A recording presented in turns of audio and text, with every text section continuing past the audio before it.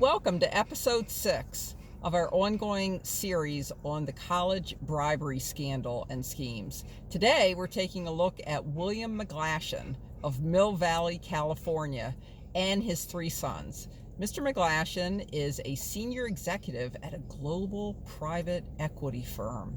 We begin our story in November of 2017 when Mr. McGlashan and Rick Singer made arrangements for Mr. McGlashan's son to take the ACT at the West Hollywood Testing Center. Now, in order to do this, what needed to occur, as our loyal viewers know, is Mr. McGlashan's son had to go to a doctor, and a doctor had to sign off on the son having a disability so he could get extended time at an individualized center. Rick Singer, the owner of Edge College and Career Network, controlled the West Hollywood Center. And what I mean by that is he paid off the administrator to look the other way when Mark Riddell would fly in and take the test for various students. And that's exactly what happened in this case. On December 6, 2017, McGlashan paid Key Worldwide Foundation, a nonprofit charity foundation started by Rick Singer, $50,000 to have Mark Riddell come in and take the test for his son. December 9th, 2017, the son took the ACT at the West Hollywood Test Center and he received a 33 out of 36. What happened was the son left the testing center and Mark Riddell, who is also named as cooperating witness number 2 by the FBI, went and took the test and corrected the answers, and he knew exactly how many to correct to get a 33 out of a 36 so it would look like a perfect score and be suspicious. We begin our story with conversations that occurred afterwards when Mr. McGlashan was so pleased with the work of Rick Singer and the Edge College and Career Network that he contacted Rick Singer about doing the same for his 2 sons. July 30th, 2018 begins the first conversation that was recorded by wiretap between Rick Singer and McGlashan. I'll be playing Rick Singer, the owner of Edge College and Career Network, and my stand-in for the usual co-host Ed Peruta, Dan, will be reading the part of William McGlashan. One other just family question. With my younger son now entering his sophomore year and sort of the process is beginning, we have him on time and a half. I told my wife yesterday, and my daughter, by the way, who I think is the one who needs the most time, has extra time currently. And my wife is talking to the doctor that assessed them to get her to ask to request time for my daughter. I told her she should be requesting double time for all of them. 100% multiple days, no matter what, multiple days. So even if it's 50% time and a half, multiple days. So is that a different ask to get multiple days versus... Well, the 100%. And if they get time and a half, can they use your facility to take the test? No, not unless it's multiple days. So as long as it's multiple days, we're in. Correct. Like it could be... And it's a separate filing? Overall, it's the same. Well, so you're saying your younger son's got a time and a half? Yeah. So what has to happen is there has to be an appeal to get the multiple days. The doc's got to come up with stuff, discrepancies to show why he needs multiple days, that he can't sit 6.5 hours taking one test. Perfect. And so if he gets multiple days, then I can control the center. Thank you. Yes. And then what about if you get double time? You automatically get multiple days? Automatically, yes. Oh, so it's either multiple days with 1.5 or double 2 times 2? Correct. Got it. Okay. I'll make sure my wife goes to work. And we don't care if it's SAT or ACT. Yep. Because we're just going to take it one time and be done anyway. Just to let you know, the lengths to which the FBI went in investigating this case, when the older son took the ACT back in 2017, the FBI tracked the cell phone of the father and the son who lived in Mill Valley, which is Marin County up north. California, and they had to travel down to LA to the West Hollywood Testing Center. And the test over multiple days was supposed to take place on the 9th and the 10th. Well, in tracking their cell phones, the FBI learned that after they came down on the 9th, they headed back up to Mill Valley. And so they weren't even present on the 10th when the other half of the test was taken. And by taken, in this case, we mean Mark Riddell just did the test for the kid. So in certain circumstances, the kid would take the test and Mark Riddell would correct the answers afterwards. Sometimes he would sit right next to the kid and give the kid the correct answers. And in a case like this, for at least half the test, the kid wasn't even there and Mark Riddell took the test. So that was another piece of evidence that that the FBI had, that the kid wasn't actually there taking the test. And so we continue onward with our July 30th, 2018 conversation, where cooperating witness number 1 says, geez, McGlashan, you know, you've already taken part in the concept or the scheme where you can pay people off to get a higher score, take the test and get a higher score for your test. Did you know about the college recruitment scheme we run, where you can then pay off colleges to get your kid in? And so we'll begin here with Rick Singer explaining that. Sure. So in this path, you'd pay $250. You'd get accepted. Let me get his stuff and I'll take it to them. If they, USC, can accept him in the fall. Yep. It may be before he even applies. See, that would be great. Right. I would do that in a heartbeat. Right, and then you get this unofficial, official letter.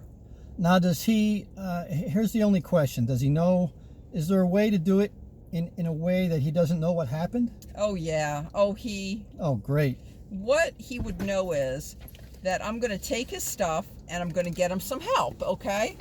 So that would have no issue with you lobbying for him, you helping use your network, no issue?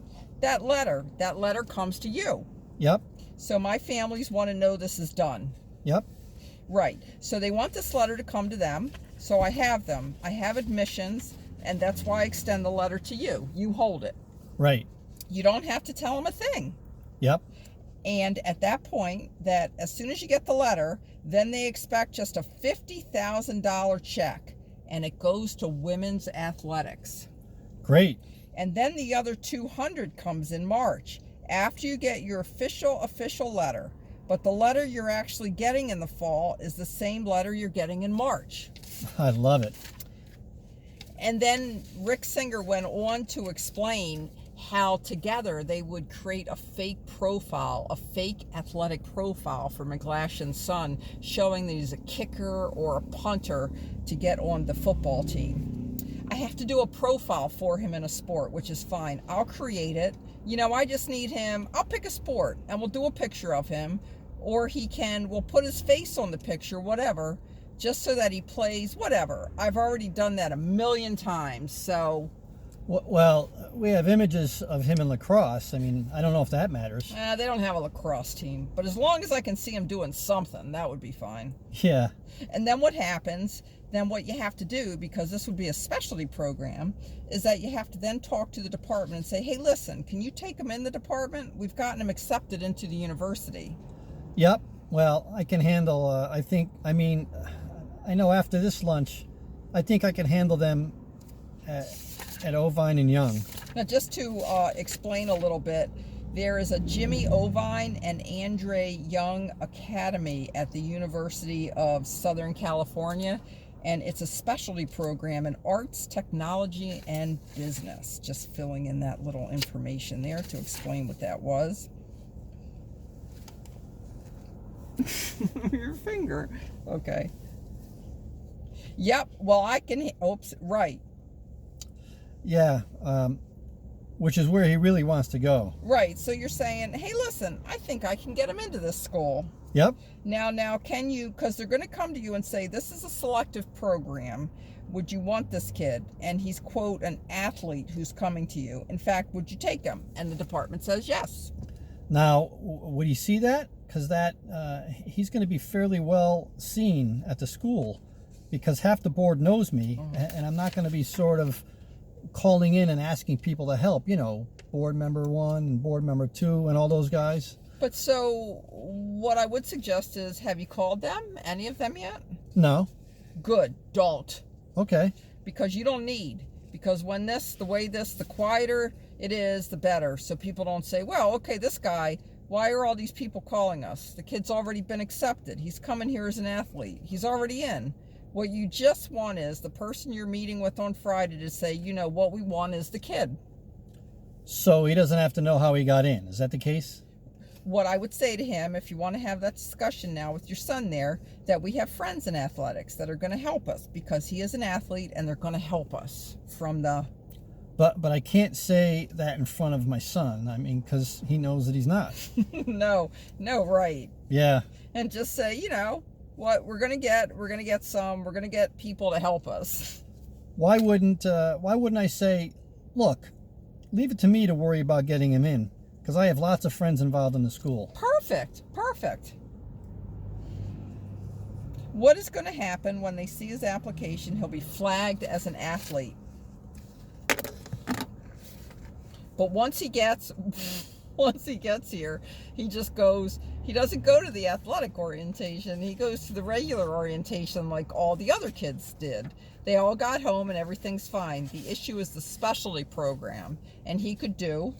So how does he, just as this plays out, my worry on this is my son starts getting letters at home from the athletics program, and he won't. Okay. He won't. What he will get in the summer is a letter saying come to the athletic orientation, okay? But here's what I would. Well, yeah, what do we do about that? Here's what I would do. I would just tell him. I would tell him, listen, I got lots of friends in athletics. You're an athlete kind of guy, and my friends in athletics are going to help you. So I'm letting you know they're going to help you get in because they have the easiest way in. And all the coaches, I'm friends with all the coaches. So they're going to help you get in. But here's a better idea. Maybe this is a better idea. We go this path. You work with the dean. But how would you feel about if you already know that he's going to get into the program, but we apply to letters and sciences as a regular student? Yep. The conversation continued about a month later on August 22nd, 2018, where they got down to the particulars of how to concoct a fake athletic profile for the son. Okay, hey, Bill. So we're going to meet with USC because the high school your son attends does not have a football team. I'm going to make him a kicker punter, and they're going to walk him through with football, and I'll get a picture and figure out how to Photoshop and stuff so it looks like it, and the guy who runs the biggest kicking camp is a good friend. So we'll put a bunch of stuff about that on his profile, and we should be in pretty good shape to get that done. It's just a matter of, when I get the profile done, get it to them and figure out when they're going to have a subcommittee meeting, so I'll let you know. Stanford said no. Too tough, grades too low. Just don't want to make that an exception right now for him. So I wanted you to know that as well. And then I think I'm seeing you next Tuesday, so if there's anything you need from me, just let me know. And that was actually a voicemail left by cooperating witness number 1, Rick Singer, on McGlashan's phone call. And McGlashan gives a call back. Hey, so you got an NFL punter, huh? You there? Yes? Oh, there you are. Perfect. Lost you. You got an NFL punter. I did. That's just totally hilarious. So he, so this is so the one part you were garbled at the beginning is the school doesn't have a football team, meaning obviously USC does. What does that mean? Your high school. Oh, the high school. Yes, of course. Got it. So they asked me, what sport could we put him through? And I said, well, I don't want, because your school doesn't have football. It's easy because I can say, because they have all these kicking camps, and these kickers always get picked up outside the school. Oh, yeah. Perfect. So I'm going to make him a kicker. Does he really have strong legs? Well, this will be good for one of the... Maybe he'll become a kicker. You never know. Yeah, absolutely. You can inspire him. You may actually turn him into something. I love it. I know. Well, I had a boy last year. I made him a long snapper, and I love it. he was 145 pounds. A long snapper. I love it. I love it. That is so funny. So, and then let me just remind me again. We get all these done, and then obviously the deal you and I talked about, the 50K and the 200K, and then. Do we know he's in? I mean, you and I at least know he's in. Yeah, because when he gets in, they'll send me a letter, which will be the same letter that he's going to get later on. Yep. But it'll just be in your hands. It's always perfect for the parents to know that everything's cool. Okay, and the conversation from August 22nd continues. So, essentially and we're talking about... Let me see this. I have a note here. I want to get her name correct. We are talking about Associate Athletic Director Donna Heinel, Heinel. She's the one at the University of Southern California that was paid off to let this McGlashan kid in. What I don't think he ever got in because the scheme was discovered by the FBI before that. But she's the Associate Athletic Director, Donna Heinel. Okay, where were you?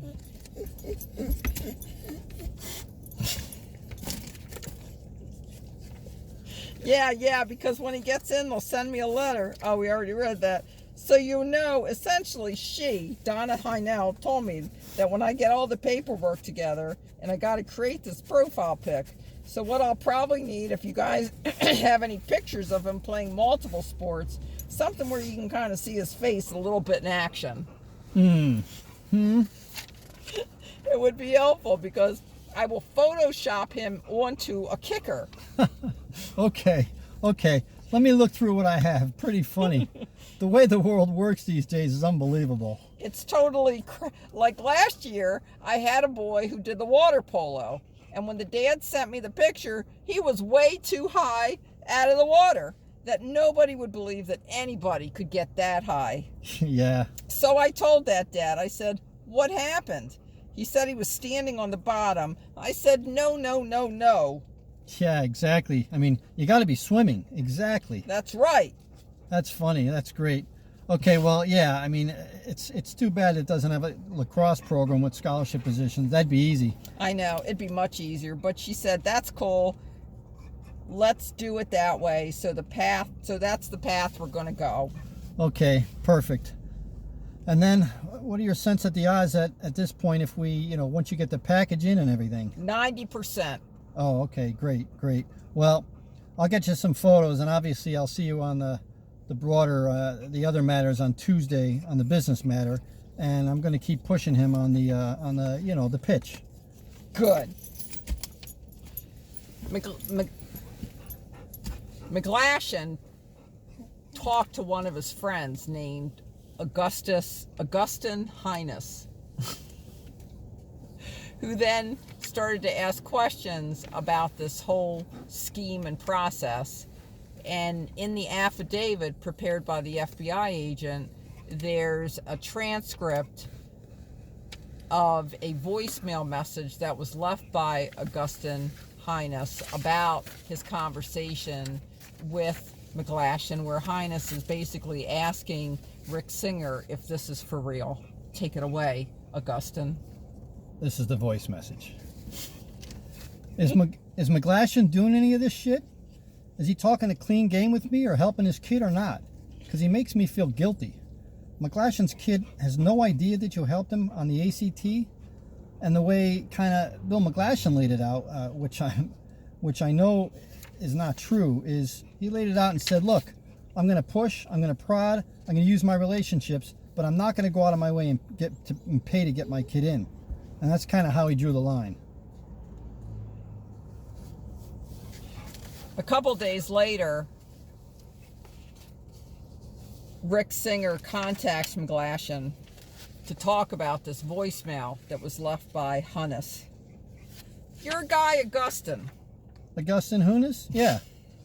He is pushing hard on trying to find out your guy's approach with your son.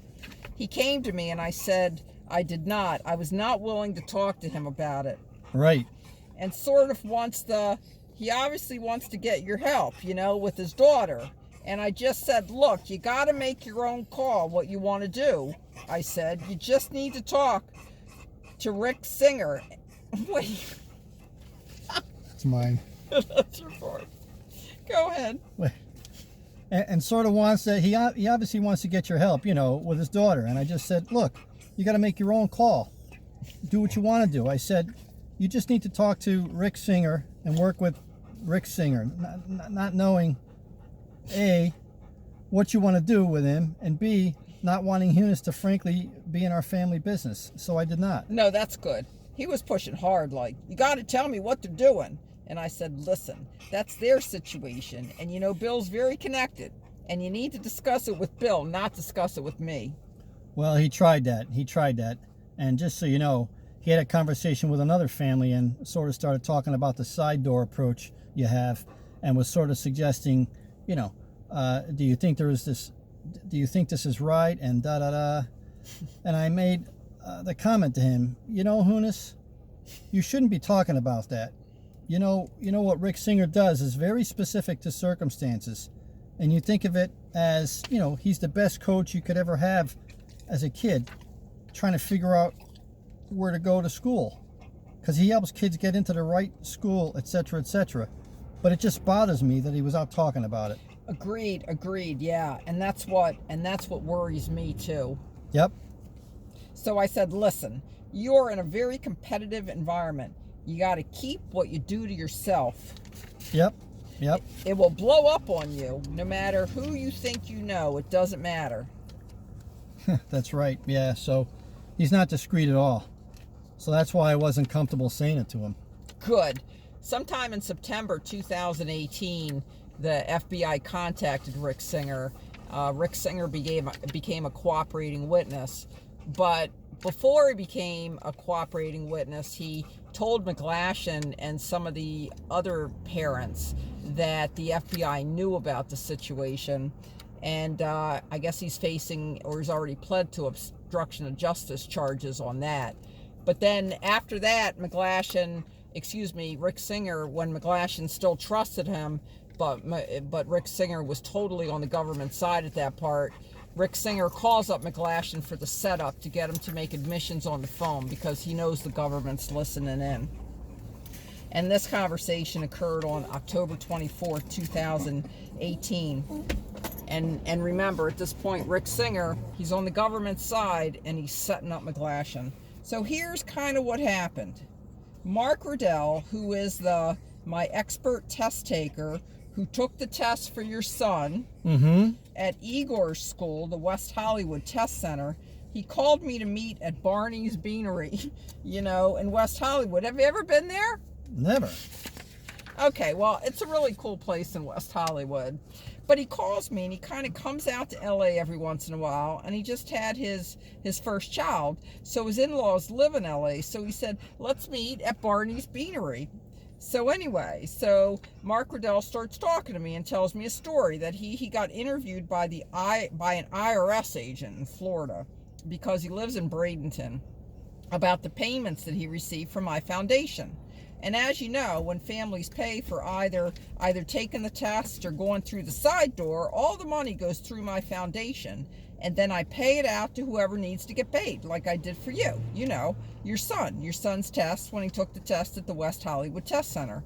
So I paid half of it to Mark Riddell and half of it to Igor at the West Hollywood Test Center through my foundation, so that the family essentially has no connection back to what happened. So I asked Mark Riddell what he did with the agent and what they talked about, and he told me that he hasn't been declaring his payments from my foundation as income for his taxes. So apparently he's been declaring all this income as a gift, which was stupid. But the agent said, I'm really not so focused on Mark Riddell and your payments. What I'm focused on is this foundation. And he kept asking him questions about the foundation's mission, what they do, how they help underserved kids, and so on and so forth. So, since Mark Riddell does tutoring for us, he told the agent that, he works with kids for us, underserved kids in the Bradenton area. So when he gets done speaking, I kind of freak out, right? Because now I'm thinking, oh shit, I'm in a lot of trouble here, and the IRS has me wired. They probably have me, bugged my house, the whole thing, because he's talking all about my foundation, and he really wants to dive into this. So when I met with my lawyer, he told me, Rick Singer, hold on, just relax. For them to get a wiretap on you, it takes a bunch of months to happen, and you just need to relax. So, for us to talk, there are, no issues, just in case. Overnight, I'm a lot less worried than I was a couple days ago when we talked, but I just, I'm going to use this other phone, which is my son's phone, and I did it. For us to talk, so that there are, no issues, just in case. Yep. And that concludes the story of William McGlashan of Mill Valley, California, and his 3 sons. Join us for the next episode, episode 7, which will focus on Felicity Huffman.